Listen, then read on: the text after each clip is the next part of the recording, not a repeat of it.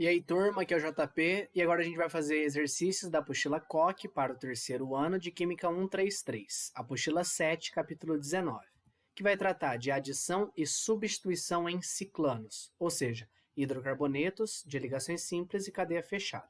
Vamos lá, então. Exercício de aplicação 1.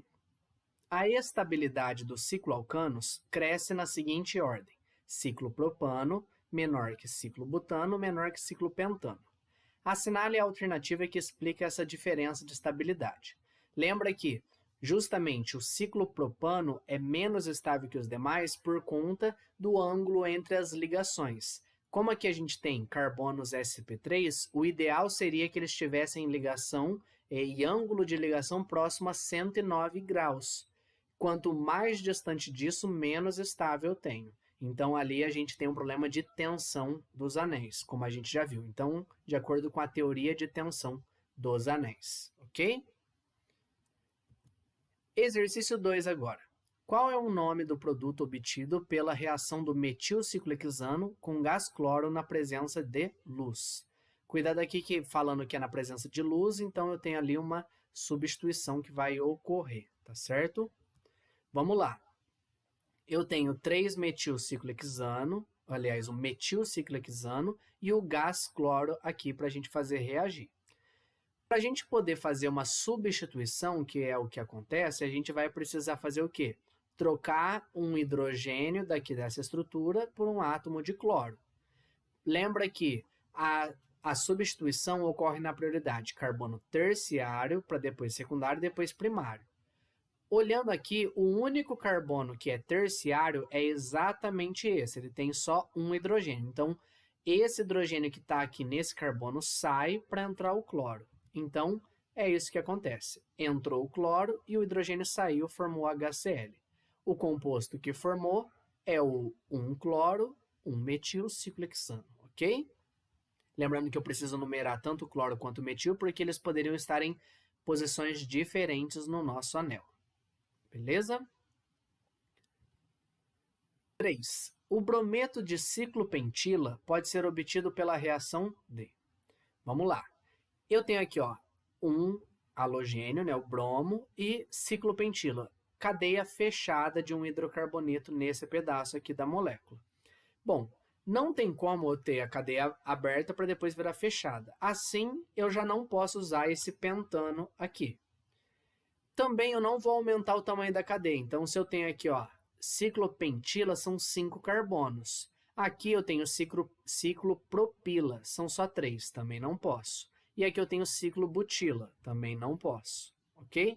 Sobra pra gente ciclopentano com BR2 ou ciclopentano com HBr.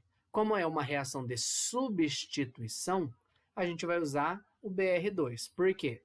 Tá aqui, ciclopentano com BR2, entra o bromo, sai um hidrogênio, forma HBr. Tá aqui, brometo de ciclopentila, ou como nome IUPAC, bromociclopentano, ok? Então, a alternativa B é a correta. Agora, exercício extra número 4. Muito interessante esse exercício aqui. Os cicloalcanos reagem com bromo líquido, BR2, em reações de substituição ou de adição. Anéis cíclicos com grande tensão angular entre os átomos de carbono tendem a sofrer reação de adição, com a abertura do anel. Então, eu quebro o anel. Já os compostos cíclicos com maior estabilidade, devido à baixa tensão nos ângulos, tendem a sofrer reações de substituição. Considere as substâncias ciclobutano e ciclohexano representadas. Então, entre as duas, nós temos uma maior tensão do anel no ciclobutano do que no ciclohexano. Então, aqui vai sofrer adição, aqui sofre substituição. Lembrando que nessa conformação aqui, né, nesse arranjo espacial que está o ciclohexano, que se chama conformação cadeira, eu tenho a mais estável possível, ok? Vamos lá, então. Em condições adequadas para a reação, pode-se afirmar que os produtos principais da reação do ciclobutano e do ciclohexano com o bromo são respectivamente. Então, Com o ciclo butano, como a gente viu, ocorre a abertura do anel. Aí eu adiciono nas duas pontas. Vamos supor, se eu quebrei aqui a ligação, eu adiciono um bromo aqui e adiciono outro bromo aqui. É isso daqui que a gente observa. Já no caso com esse ciclo hexano, ocorre substituição. Eu substituo um hidrogênio por um bromo. Sai o H, entra o Br, tá aqui. Ele pede o nome desses compostos. Aqui eu tenho 1,4 de bromo butano e aqui eu tenho bromo ciclo hexano. Alternativa B é a correta, ok?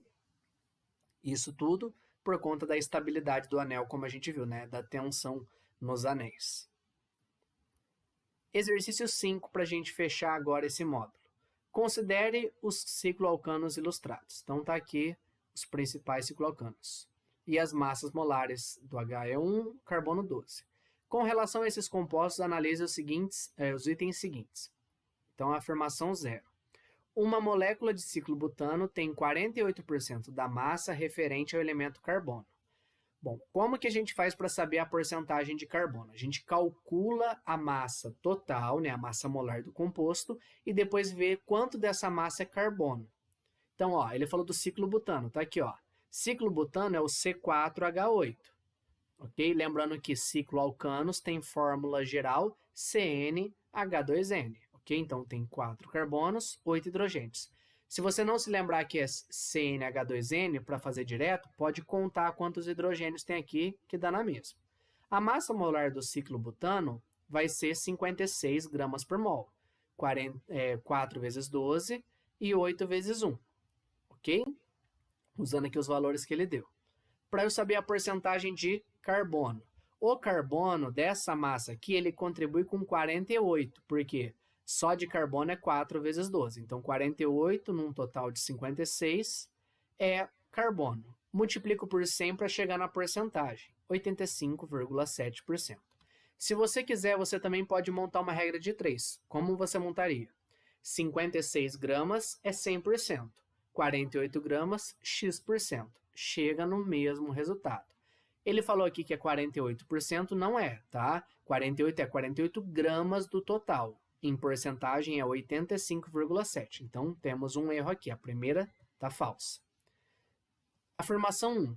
O menos estável é o ciclo propano pelo fato de ser aquele com um anel mais tensionado.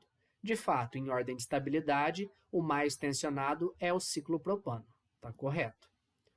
2. Todos têm a mesma fórmula empírica, ou seja, lembrando que fórmula empírica também é fórmula mínima, é a mesma coisa. É para eu saber a menor proporção em número de átomos.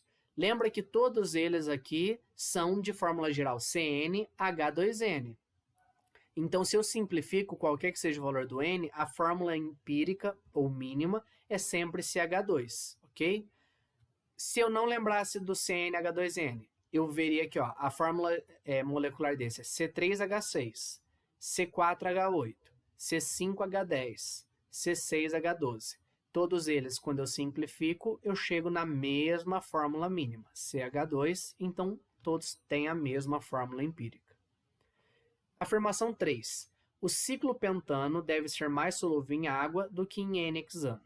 Ciclo pentano é esse daqui, ele é um hidrocarboneto. Como a gente já viu, hidrocarbonetos são apolares e são pouco solúveis em água, mas são solúveis em outros hidrocarbonetos. Então, ele não deve ser mais solúvel, ele deve ser menos solúvel em água. Então, tá falso.